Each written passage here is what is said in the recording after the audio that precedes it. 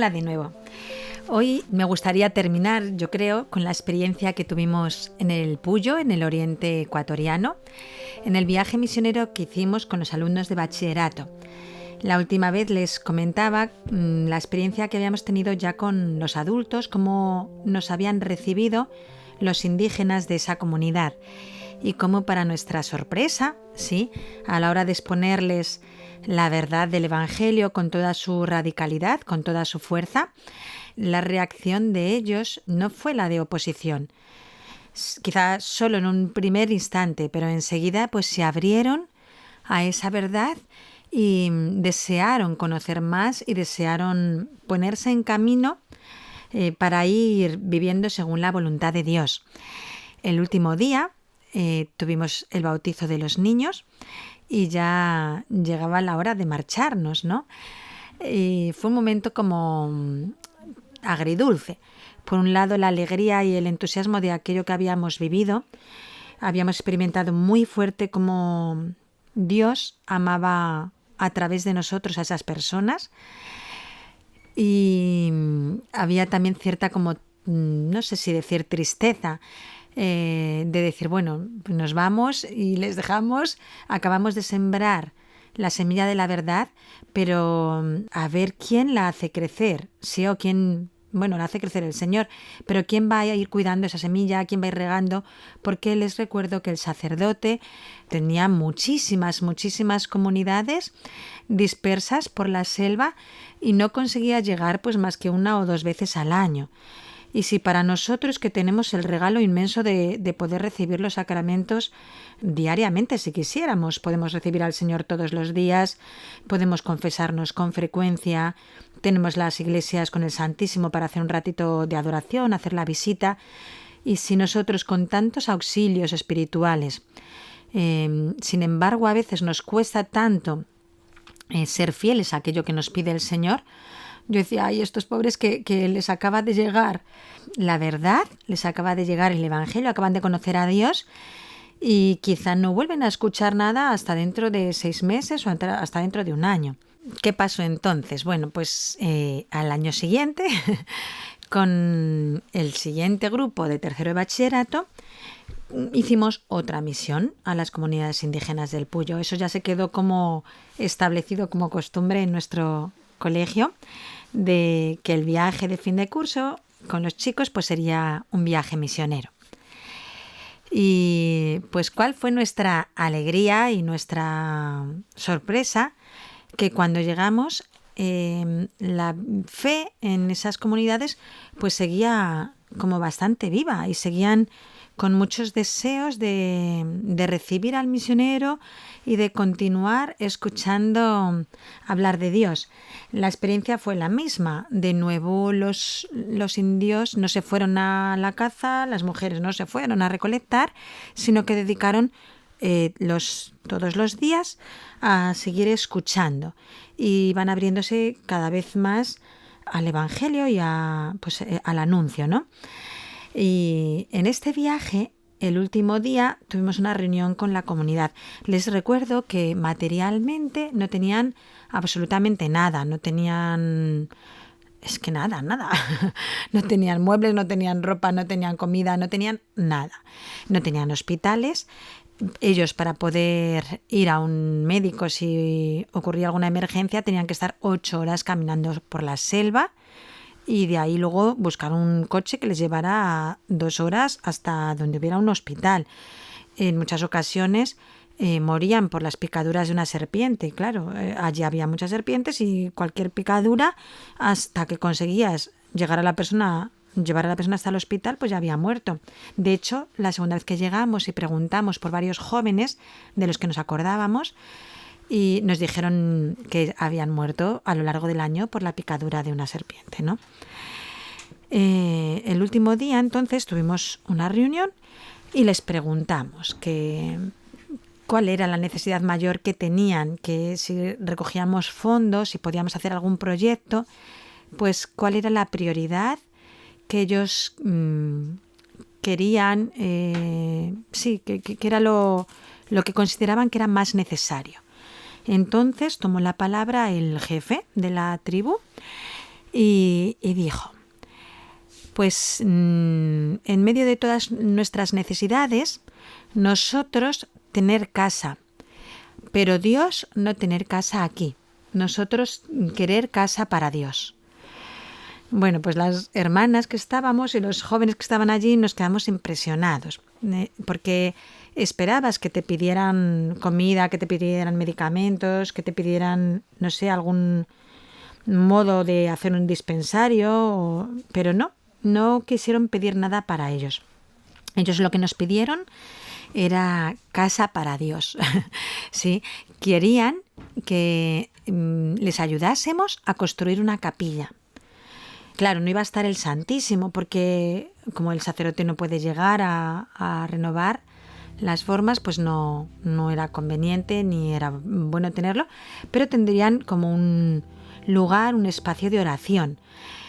Y pues así hicimos, eso era lo que habían pedido, eso era lo que ellos consideraban como la mayor necesidad y realmente así lo era. Ellos habían sabido llegar a lo más profundo de la necesidad del hombre, que es la necesidad de Dios, y a darse cuenta de que eso era lo principal y lo primero que necesita el alma, ese encuentro con Dios, y eso es lo que pidieron, y entonces eso es lo que hicimos.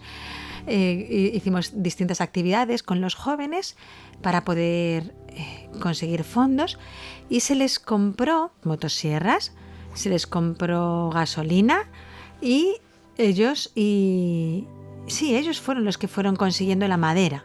Se les compró clavos, cosas para que ellos la pudieran construir, pero fueron ellos los encargados de construirla. Ellos a lo largo de ese siguiente curso estuvieron con los fondos que les mandábamos para comprar el material, compraban material y ellos iban construyendo.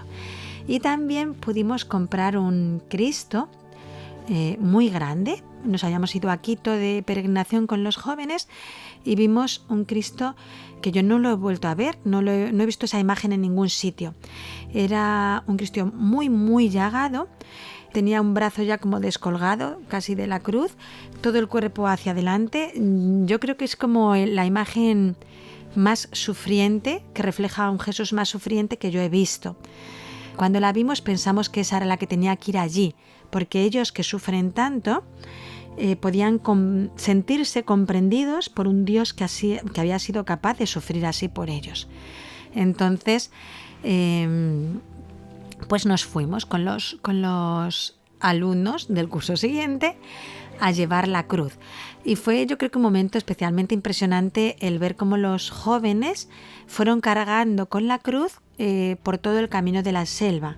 ¿Sí? Si ya era duro el camino, imagínense cargando una cruz que era muy grande. Y entre varios, pues la iban llevando, se turnaban hasta llegar allí a la comunidad. Y a la que ya pudimos llegar, ya la habían ellos terminado, era muy sencilla, muy pobre, pero era la casa de Dios. Y el Señor estaba muy contento. Y pudimos dejar allí ya puesta, ya colgada la cruz. Y también llevamos un póster, un cuadro de la Virgen, que también ellos habían aprendido a quererla mucho, a rezarla al rosario. De hecho, al no haber sacerdote, pues es así como ellos iban manteniendo también su fe con el rezo del rosario. Y allí se quedó ya el Señor entre ellos, no su presencia sacramental, aunque el sacerdote intentó llegar con más frecuencia, pero sí se quedó pues la imagen.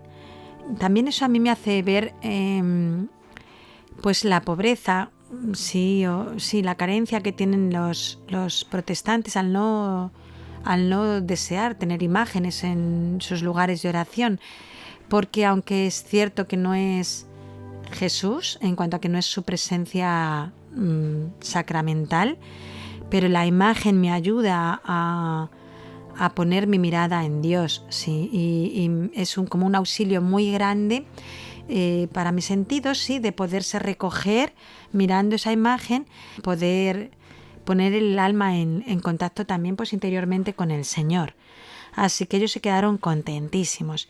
Y así hemos ido repitiendo estas misiones pues durante el tiempo que hemos podido. ¿Cuál fue mi sorpresa? Ya después de muchos años, yo ya no había podido regresar y ya estaba en otra comunidad. Primero había estado unos años aquí de regreso a España y luego había vuelto de nuevo a Ecuador. Pero esta vez ya no estaba en Manabí, desde donde hacíamos los viajes misioneros al Puyo, sino que estaba en Guayaquil. Pero hace unos meses, no hace mucho, un sacerdote vino a visitarnos y nos contó pues que ahora estaba de misionero entre las comunidades indígenas del Puyo. Y claro, yo enseguida le pregunté, ay padre, ¿y dónde está? Para ver si era cerca de los lugares donde habíamos ido nosotros. Y me comentó, hermana, estoy en Musuyacta. Musuyacta era la parroquia a la que pertenecían estas comunidades indígenas. Y entonces le pregunté, ¿y ha vuelto usted por Saca? ¿Y ha vuelto por Chapinsa, por Llampís? Y me dijo pues que a algunas sí había llegado, pero a otras estaba todavía a la espera de llegar. Le hizo mucha ilusión saber que habíamos estado por allí y bueno, nos despedimos. Y al cabo de unas semanas o un mes quizá, recibí un correo suyo y en el que me decía, he estado en Llampís y cuál fue mi alegría al llegar y ver que en esa última comunidad había una capilla construida y estaba una imagen de la Virgen que tienen ustedes en su capilla y que para él había sido como un saberse recibido por nuestra madre en esas comunidades. Y nos contó que tenían mucho amor a las siervas del hogar de la madre, que recuerdan nuestras misiones con mucho cariño y me envió fotos de... Bueno, el día que él estuvo con nosotras le regalamos muchos rosarios y muchas Biblias para que las pudiese llevar a las misiones de allí y él me dijo que había tenido un encuentro con todos los catequistas de las zonas, con los catequistas de las comunidades indígenas y allí les había repartido las Biblias para que ellos pues fuesen luego los que transmitiesen todo y los que hicieran liturgias de la palabra en sus comunidades, ¿no? Y me mandó una foto. ¿Y cuál fue mi sorpresa al ver las fotos y descubrir que entre esos catequistas que habían recibido las Biblias estaban precisamente varios hombres de los que habíamos conocido en nuestro primer viaje misionero? En el viaje aquel en el que les hablamos de la creación y de que Dios quería pues el matrimonio solo entre un hombre y una mujer, sí, en el que empezó la primera evangelización, era la primera vez que oían hablar de Dios, pues esos que por primera vez oyeron hablar de Dios, esos que por primera vez decidieron iniciar un camino de acuerdo a la voluntad de Dios, aparecieron ahora tan sonrientes con su Biblia en la mano en las fotografías porque ellos eran los catequistas en esas comunidades. Esto fue como un consuelo enorme que nos ha dado Dios, porque a veces el demonio nos puede traer la tentación de decir si ese tipo de misión tiene algún valor o si sirve para algo, porque dices, bueno, llegas con toda la dificultad del camino, con todo el riesgo que conlleva y hablas 4 o 5 días y te regresas y no regresas en un año y servirá para algo, piensas, o ya está, es como una aventura entre comillas y realmente no consigue dar fruto. Pues cuando luego ves una foto al cabo de los años y que en ese primer viaje misionero al que llegaste, esas primeras personas que recibieron el Evangelio ahora son los catequistas, pues el Señor te da el consuelo de darte cuenta de que sí, que nada de lo que se siembre por amor a Dios pues es semilla tirada, no es tiempo desperdiciado, no es pérdida, sino siempre ganancia. El Señor te manda a sembrar y a veces tú no ves el fruto y no es necesario que lo veas, pero a veces el Señor es tan maravilloso siempre, sí, pero a veces nos da el mimo, nos da esa caricia de permitirnos ver el fruto de lo que se ha sembrado a lo largo de los años. Pues con esto ya terminamos. Les pido, sí, que encomienden a estas comunidades, a estas personas con esas vidas tan duras, sí, para que el Evangelio que llegó por primera vez a ellos, pues fructifique en sus vidas y llegue a dar pues frutos de santidad, ¿no? Que nos podamos encontrar con ellos en el cielo. Dios les bendiga a todos.